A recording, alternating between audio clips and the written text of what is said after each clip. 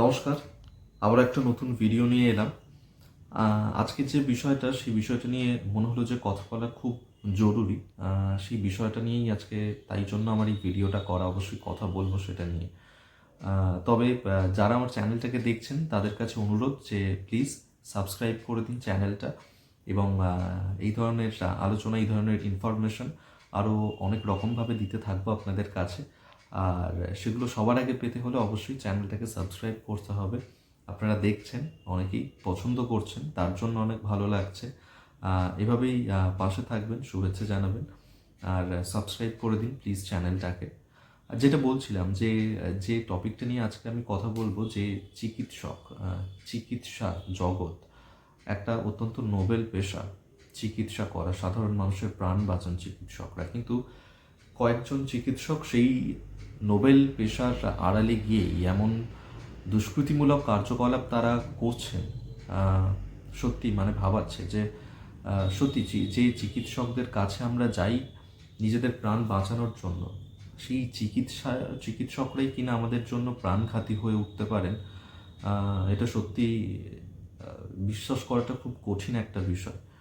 যেভাবে আমরা দিল্লিতে বিস্ফোরণের ঘটনাটা দেখলাম, আপনারা অনেকেই অলরেডি জানেন যে এই বিস্ফোরণের ঘটনাটাতে অনেকেই চিকিৎসা জগতের সঙ্গেই জড়িত, এবং সেই চিকিৎসার পেশার আড়ালে গিয়েই তারা এই ধরনের দুষ্কৃতিমূলক কার্যকলাপটা চালাচ্ছিল, এবং দীর্ঘদিন ধরে একটা পরিকল্পনা তারা করছিল। যে আলফালা ইউনিভার্সিটির কথা বারবার উঠে আসছে এক্ষেত্রে, সেই আলফালা ইউনিভার্সিটি, যাদেরকে অলরেডি ইউজিসি এবং ন্যাকের তরফ থেকে তাদের এই ইউনিভার্সিটি নিয়ে একাধিক প্রশ্ন তারা তুলেছেন, এবং already national assessment and accreditation council, অর্থাৎ ন্যাক, তাদের তরফ থেকেও শোকজের চিঠি পাঠানো হয়েছে ইউনিভার্সিটিকে। কারণ মেনলি এই যে চিকিৎসকরা, যারা এই দিল্লি বিস্ফোরণের সঙ্গে জড়িত বলে মনে করছেন তদন্তকারী অফিসাররা, তারা প্রত্যেকেই এই আলফালা ইউনিভার্সিটির চিকিৎসক ছিল, এবং এখন পর্যন্ত প্রায় 8জন চিকিৎসক তাদেরকে গ্রেফতার করেছে পুলিশ। যে বিষয়টা আমরা প্রথম থেকেই দেখলাম যে ফরিদাবাদে যে বিস্ফোরণের ঘটনা, সেখানে যে বিস্ফোরক মজুদ ছিল, এবং দিল্লির যে বিস্ফোরণের ঘটনা, এই সমস্ত ঘটনাটার সঙ্গেই কোথাও না কোথাও যোগ রয়েছে এই চিকিৎসকদের। তদন্তকারী অফিসাররা সেটাই মনে করছেন। শাহিন থেকে শুরু করে দিল্লি বিস্ফোরণের যে I-20 গাড়ি, তার যে চালক উমর মোহাম্মদ, চিকিৎসক।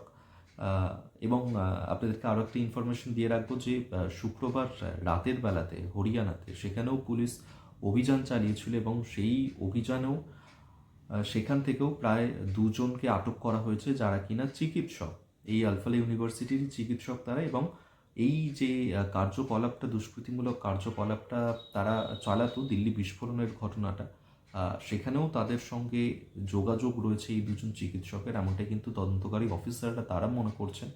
এবং অলরেডি এই বিষয়টা নিয়েও জিজ্ঞাসাবাদ হয়েছে, এবং কতটা প্রি প্ল্যানিং এটা হতে পারে, যে শুধুমাত্র কিন্তু দিল্লি নয়, যেটা জানা যাচ্ছে এখনো পর্যন্ত, যে দিল্লির পাশাপাশি আরও 4টে বড় শহর, অর্থাৎ আরও 4টে বড় শহরে এই ধরনের একটা নাশকতামূলক ঘটনা ঘটানোর তাদের পরিকল্পনা ছিল।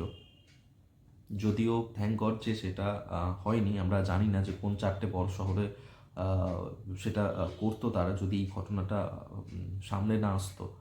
তবে এই যে চিকিৎসা পেশাটার আড়ালে গিয়ে যেভাবে এই ধরনের দুষ্কৃতিমূলক কার্যকলাপ চিকিৎসকরা করছেন, এবং যে ঘটনাটা সামনে এসেছে, জানি সবাই নন, কিন্তু তবুও মানুষের মনে কোথাও গিয়ে একটা হয়তো ভয় ভীতি তৈরি হতে পারে।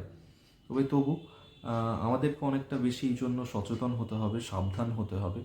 একটু আমাদেরকে চোখ কান খোলা রাখতে হবে, যে যাদের সঙ্গে আমরা ওঠা বসা করছি, যাদের সঙ্গে আমরা মেলামেশা করছি, যে চিকিৎসকদের কাছেও আমরা যাচ্ছি, কোথাও যদি কোনো রকম কোনো ডাউট মনে হয়, অবশ্যই তৎক্ষণাৎ আমাদের পদক্ষেপ নেওয়া খুব ইম্পর্টেন্ট। কারণ যেভাবে এই চিকিৎসকরা এত বড় একটা কার্যকলাপ তারা চালালো, আরও বড় পরিকল্পনা ছিল, যদিও সেটা সাকসেসফুল হয়নি। তার আগেই ধরনের ঘটনাগুলো ঘটলো। 8জন চিকিৎসক প্রায় তারা গ্রেফতার হয়েছেন, এবং অবশ্যই সব চিকিৎসকরা নন, কিন্তু যেভাবে এই ঘটনাটা সামনে এলো তারপর কিন্তু অনেকটাই মানুষ উদ্বিগ্ন হয়েছে। আমার সঙ্গে যাদের যাদের কথা হয়েছে অনেকেই আশেপাশের মানুষজন, তারা কিন্তু তেমনটাই জানাচ্ছিলেন। এবং আপনারা যারা আমার ভিডিও দেখছেন, আপনাদের কি মতামত আপনারাও ডেফিনেটলি জানাবেন যে আপনাদের কি মতামত এই বিষয়টাকে নিয়ে। আর অবশ্যই আজকের মতন তাহলে ভিডিওটা আমি এখানেই শেষ করছি। এটাই বলার ছিল আপনাদেরকে, খুব ইম্পর্ট্যান্ট একটা বিষয় ছিল, যে ধরনের কার্যকলাপ আজকাল আমরা দেখতে পাচ্ছি।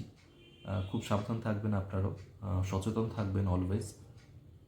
আর আমার ভিডিও যদি আপনাদের ভালো লেগে থাকে ডেফিনেটলি সাবস্ক্রাইব করে দেবেন, আর আপনাদের কি মতামত আপনারা জানাবেন।